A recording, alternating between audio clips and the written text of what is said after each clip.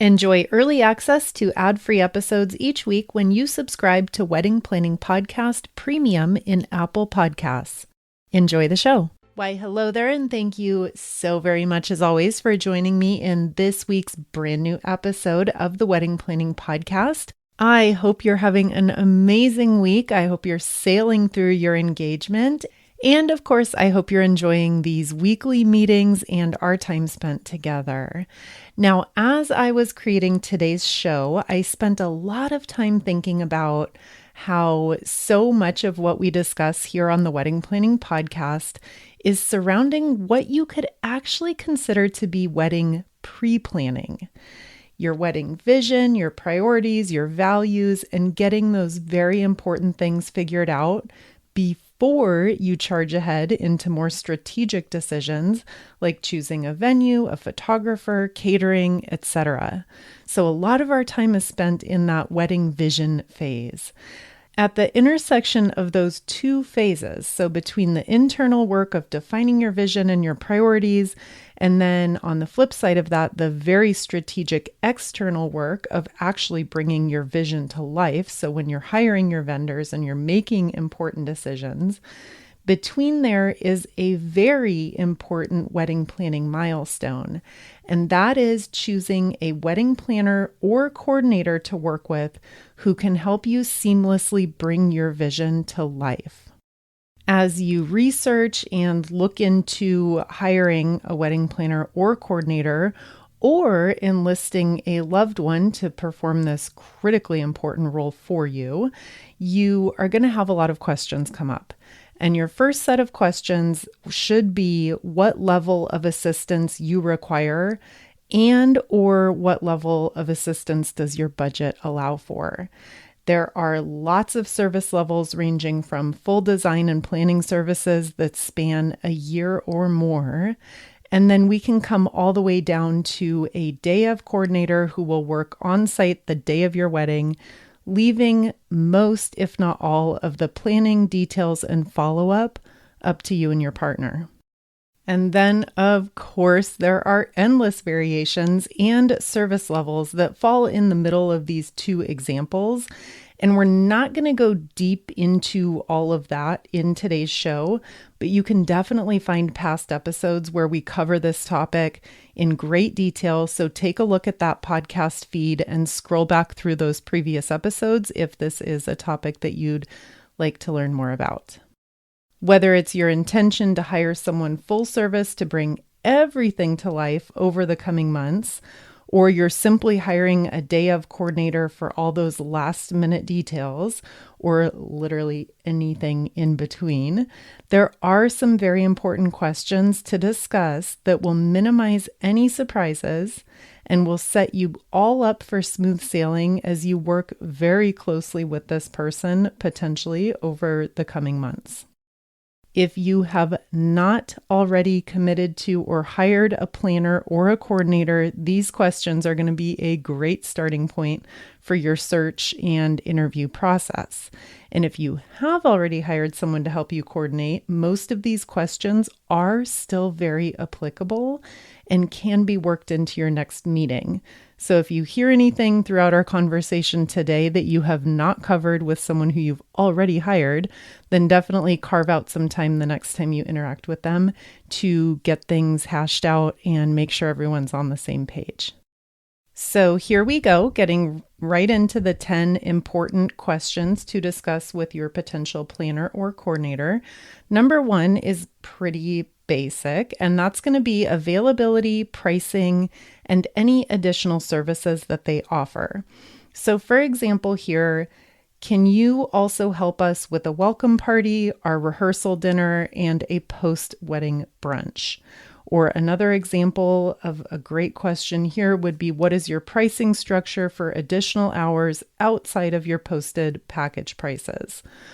Are your posted packages flexible if we have a unique situation that doesn't quite fit with what you have listed on your website? If there's one thing I've learned in the years of producing this podcast, it's that every single wedding situation is very unique. Every couple has very different needs and priorities, and working with someone who is skilled at and willing to be flexible is simply a must. And that starts with their availability, their pricing, and their additional services that they can offer to you. Okay, question or discussion point number 2 is who else will we potentially be working with over the course of our relationship? Who are your assistants? Any other team members? What is their role in the planning process? And also, what will be their role at our actual wedding celebration, so on our actual wedding day? Having a crystal clear set of expectations for exactly who's going to be answering your questions and exactly who is going to be your day of point person is so critical. And point number 3, this probably applies more to you if you have not yet committed to working with someone, is can you share firsthand reviews and testimonials from past couples who you've worked with? There is absolutely no better way to get a crystal clear picture of what it's going to be like to work with someone than to hear it straight from couples who have had that experience in the past and who are willing to share. And I hope that what they're sharing is positive if you do decide to go ahead and work with this person. But again, it's like a crystal ball into what is our experience going to look like? That's just such a great indicator. So if they don't have reviews readily posted on their website, which I would hope a vendor would have that on their website, but if they don't, most definitely ask if they have those available for you to review. And discussion point question number 4, does your past experience and areas of expertise fit naturally within our overall wedding vision, our venue, and our top priorities? So for example here, if you're planning a long wedding weekend celebration to take place at your parents' ranch, where you have personally sourced 12 separate vendors to make everything happen, then it is key that you hire someone who has proven experience in that very challenging, very dynamic wedding environment. And that's in contrast to a wedding planner who maybe has only worked within a very controlled venue with a fixed set of in-house vendors. Those are two very, very different weddings. So you just want to make sure that whoever you're hiring has experience with the type of wedding and venue setup that you are imagining. And that's not to say that that would be a complete automatic deal breaker if someone who you completely vibe with and you're really getting along with and you're really seeing eye to eye on your unique vision, if that happens to be a venue that they have never worked at before or a wedding style or type that they technically have not planned before. Again, I don't call that a deal breaker. It's just something to look out for and to make sure that you're on the same page with your vision at the very start. And here we go with discussion point number 5. This one is really, really important. What can we expect in terms of ongoing communication, both frequency and style? So to go back to clear expectations, we touched on this earlier in the show, but I want to spend some more time here on this one. Setting a set of clear shared expectations is just hands down simply the best way to have a successful outcome. And that goes for pretty much any wedding product or service that you decide to book. Okay, that was so important that I'm going to say it one more time quickly. Setting a clear and shared expectation at the beginning of working with someone is the best way to have a successful outcome, period. I never condone making assumptions. You have got to ask straightforward, clear questions. So if you're getting a vague promise from someone of something along the lines of, oh, I'm always here to answer all of your questions, that needs to be really broken down and understood in objective and actual substance. So I'm always here. You can ask me questions anytime. What does that mean? Can I text you and expect a response in 1 hour? Can I text you and expect to hear back in 24 hours? Is text not on the condoned list of communications? Does it need to be email? So just lay out all the ground rules for phone calls, text, and email. And I am definitely not implying that any vendor should or would be available to you 24/7. That is obviously off the table. That's not reasonable.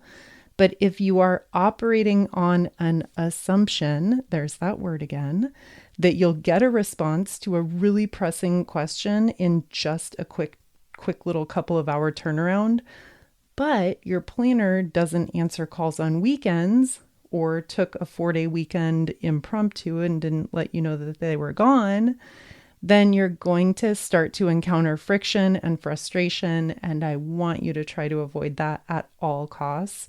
And the best way to avoid it is to lay out all the exact expectations from the very beginning. And number 6 on our list of questions and discussion points to go over with your wedding planner or coordinator is, what do you need from us and how can we help you be as effective as possible? This doesn't always come up and isn't always completely obvious, but in any client-vendor relationship, you have very special responsibilities as well. So relaying important information in a timely way, following the communication guidelines that have been set up, replying to questions and inquiries promptly, just to name a few, all of these are your responsibility to make sure that this relationship is flowing seamlessly. And then on to number 7, regarding preferred vendors. This is a good topic to spend a little time on. With preferred vendors, if this is something that your planner or coordinator has a list of preferred vendors, get a feel for that business relationship and the affiliation. So some more detailed questions to ask. Are you willing to work with anyone who we choose? This is big because if choosing your own vendors is important to you and you sense any type of friction, then you should note that as a real red flag for working with that particular planner. I'm not here to judge preferred vendors, and lots of planners work with them, and it makes complete sense in a lot of situations. For example, preferred vendors, this can be seen as a huge convenience. So you hire a wedding planner and they come along with all the people who they've worked with for a dozen years, and just you end up working with all of them and you know they're amazing because you love your planner and your planner loves them. That is huge. That is a huge convenience. It's less research and so much less work for you to do. On the flip side, though, just to explore all the things, if you're wanting to independently research and choose who you work with for various products and services, just confirm that that is an option with your wedding planner from the start of your relationship. This really ultimately ties back into your priorities and being really clear with what you value and what is most important to you. In terms of choosing your vendors, for one couple, your top priority may be getting the absolute best price. And for another couple, it might be wanting something completely unique and custom, no matter what it costs. It doesn't matter which one. In either example, a wedding planner's list of preferred vendors may not line up with your top priority there. So this is a really important thing to clarify at the start of working with any planner. Or any venue, I should say, which is a topic that we're not going to get into today, but a lot of venues come with a set of preferred vendors, and it's important to know if you're going to be constrained or if you're going to have the freedom and creativity to choose your own team. And very important question, discussion topic number 8 for today is, who is responsible for the day of timeline? Who's responsible for managing the multiple cohorts and groups of people on the wedding day and any other satellite celebrations that this person will be helping you with? So this could include guests. It'll include both sides of the wedding party, family, friends, vendors on the day of. And here comes in a familiar topic that we've reviewed today already, which is communication. Some of the most glaring, unfortunate mishaps over the course of a wedding day stem from communication issues, which is so frustrating because given some pre-planning and some careful thought, it doesn't have to happen, but not every couple is as thoughtful and proactive as I know you will be. All of these things, or most of these things, I should say, not all, most of these things can be avoided when you have a clear communication plan. So as we're exploring this point, who's going to be responsible for managing everyone? Think of things like who should be where and when, who can track down someone who's not where they should be at any given time, who's going to communicate with someone who's running late or who's lost, and who can track down any given vendor. Managing all of these different people and all of these different moving parts is easily one of the biggest and most important jobs that your planner or coordinator is going to do for you, but it only works if they have all the right information and contact information from the very beginning. And then the other side of this is that you, your fiance, your wedding parties, immediate family members, and your vendors all need to know exactly who to contact for questions or when any problems or issues come up. And the contact person, maybe it's all one person. If you're only working with one coordinator, they are going to be your main point person. But that's not always the case because oftentimes planners and coordinators work with a team of other people on your wedding day. So you will need to, number one, confirm your responsibility in supplying the contact information for all of the important players on your wedding day.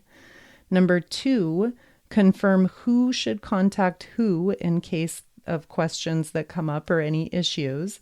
Number three, double check all phone numbers and contact information that you're supplying. And number four, make double, triple, quadruple sure that everyone is aware of exactly who to contact, and then double and triple check that they have entered that information into their phone so that there's no scrambling around on wedding day.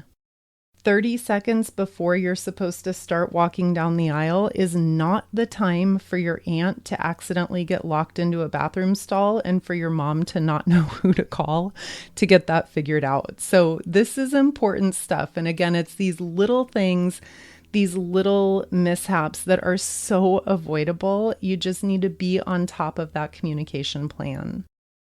Okay, moving into our second to last point for today, which is what's the game plan? Oh, this is an important one.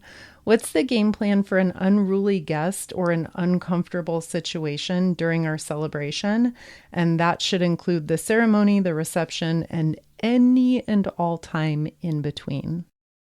If you have anyone in your crew who is prone to drinking too much, getting loud and aggressive after drinking too much, stealing the microphone, and you're concerned that they might end up giving a 25-minute toast when you didn't invite them to, any of these like potential landmines or potential problem children, I'll call them, should be brought to your planner's attention, and not to call them out and not to embarrass anyone, simply to say privately, here's my concern about XYZ guests. Can you just have a heads up and be on the lookout? And then what's the plan for handling that? It should not involve you, ideally. But again, we're just being really proactive and trying to make it so that any little fires that arise can be put out seamlessly, and hopefully no one will even notice. And then our last question/discussion point for today, what is the backup plan, or what's the process for managing unexpected things like illness, bad weather, last-minute vendor cancellations, or anything else that you can foresee happen given your unique situation and setup? And then in hand with that, do you have a process that we can follow to be prepared for things that come up that we will be directly responsible for. I really hope you're not going to need to use one, but I will say that in years and years and years of experience doing this, something goes not according to the plan at pretty much every single wedding. And it might be something big and it might be something small, but something is going to happen that you didn't plan for. So to have your coordinator be really proactive about that and really reassure you of, yes, I have a backup plan. Maybe the backup plan is just, I will hide it from you and you won't know about it. And that's what you're paying them for. And that might be good enough. All right, we made it through all 10 for a written recap of these 10 questions to discuss with your wedding planner. You can visit the show notes when you have a hands-free moment, or you can head over to our website, which is weddingplanningpodcast.co. You can find all of our past podcast episodes that are available on the feed by visiting the podcast episodes tab on our website. And if you are loving the Wedding Planning Podcast and you would be so kind to take just a couple of seconds out of your day and leave a 5-star rating and review wherever you listen, it would really, really mean a lot to me. Sharing a few of your kind words, maybe your favorite episode, in literally just 1 or 2 sentences is the best way for me to reach more engaged couples. And I want to help as many of you as possible with down-to-earth, straightforward, and simple wedding planning advice. Thank you so much for listening. Thank you for those kind reviews, and we'll meet again next week, same time, same place.